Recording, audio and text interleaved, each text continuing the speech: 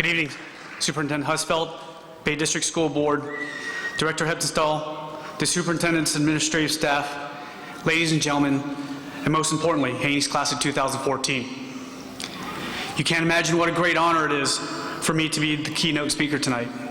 I have a deep respect for institutions learning like this because I believe that its graduates are the backbone of America. Haney graduates, you leave here ready to enter the workforce and contribute to society.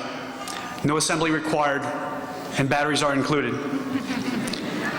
Unlike some of your peers who go to college for years with no plans, no vision, no goals, only to find out upon graduation that employers not beating down their doors with $120,000 jobs. I'm by no means discrediting institutions of higher learning, but if you're to attend a university, learn something of substance, like math, engineering, and science. Or at least be honest with yourself and know that if you're going to learn art history and your last name is not Picasso, or philosophy and you're not Socrates, then the first thing you should do when you graduate is try to attend Haney so you can learn a skill, find a job, and earn a living.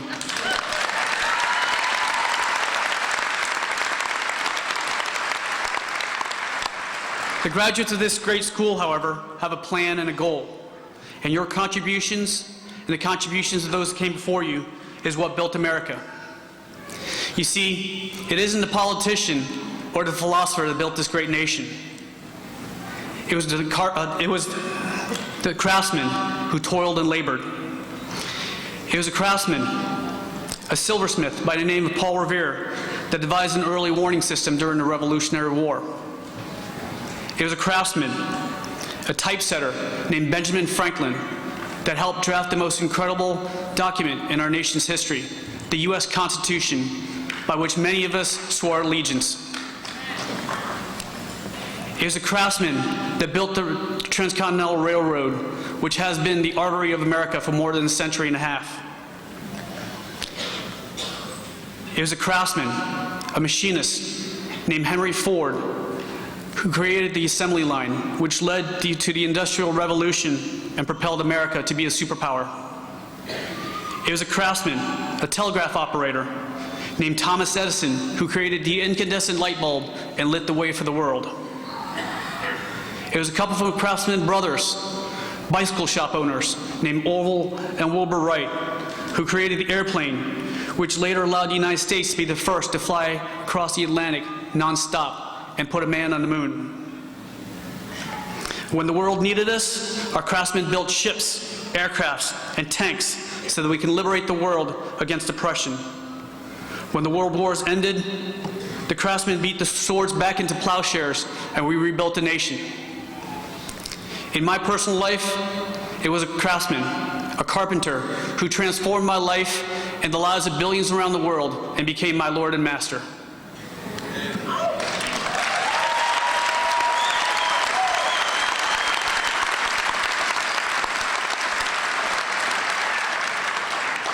What Haney does is create craftsmen.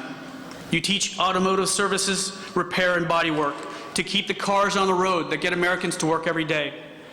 Your graduates leave here certified as aircraft, airframe, and power plant mechanics or marine services technology to ship our goods around the globe. In this digital world, your IT department teaches computer systems technology, digital design, drafting, and put all that to work in the new 3D printer so that we can manufacture the inventions of tomorrow. Welders, electricians, AC&R technicians get state-of-the-art training and certification to build or repair ships, cars, homes, and buildings. There's 100% certification for all your LPNs, cosmetologists, and massage therapists who care for our population each day. Your accounting and administrative service assistants ensure any business will run efficiently. Some of you are just starting out in life, and some of you are making a midlife change. And that's okay, because medals are not handed out at the starting line, they're handed out at the finish line.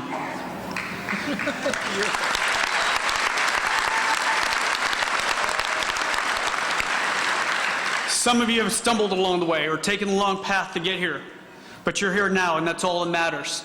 Success doesn't come from never failing. It comes from rising after every fall.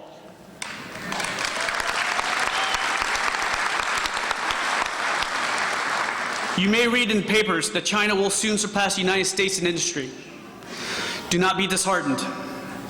Have you seen the products coming out of China? We can't even trust the dog treats coming out from there. If you had a choice between a crib made in China or a crib made in USA, which would you choose for your babies?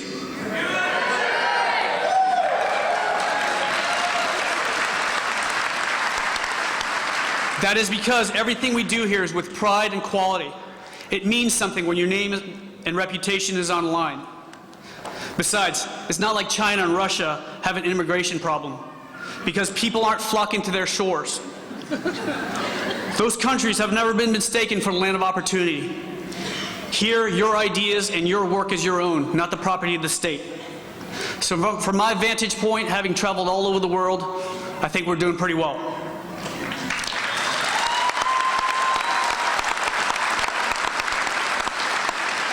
One day, some of you will own your own businesses.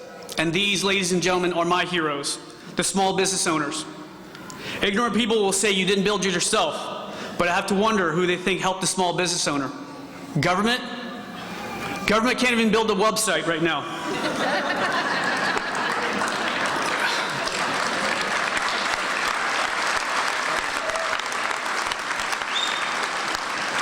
Government shuts down at 5 p.m. while the small business owner stays up all night worrying about making payroll and rent, hoping just to have something left over for their children and their children's children. No, ladies and gentlemen, it is the small business owners, not government, that create the jobs that feed a nation. They are the heroes of America. These are the reasons why I put on the cloth of our country and defend this nation under God, because the ideals of life, liberty, and the pursuit of happiness are worth fighting and dying for.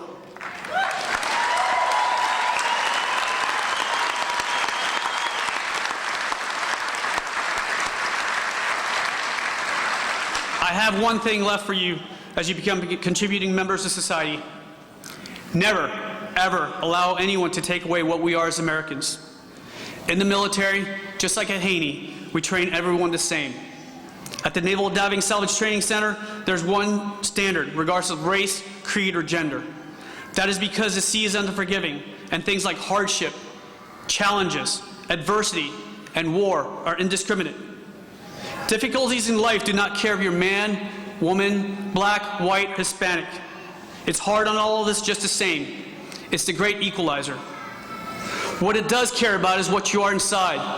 And the diversity that made this country great is what you bring to the table and the passion that is in your hearts. Stop allowing others to divide us and look at us what unites us, and that is being an American.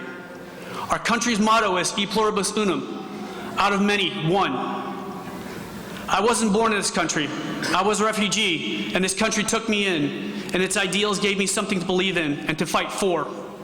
So the flag I wear on my shoulder in combat is not some bastardized Asian American flag. It is the flag of the United States of America, and the blood that flows through my veins is the red, white, and blue.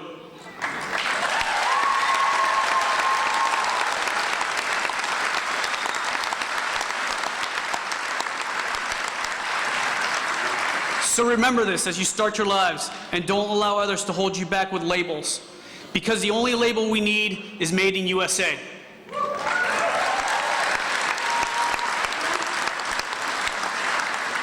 In closing, graduates, I salute each and every one of you as you go out there and strengthen our nation through your hard work. Your charge is a simple one. Give it all you've got and make each day count, because you are the fabric of America. Do all these things with integrity and humility, and in all that you do, make this country great and something worth fighting for. Thank you, and may God bless you, your path ahead, and may God bless the United States of America.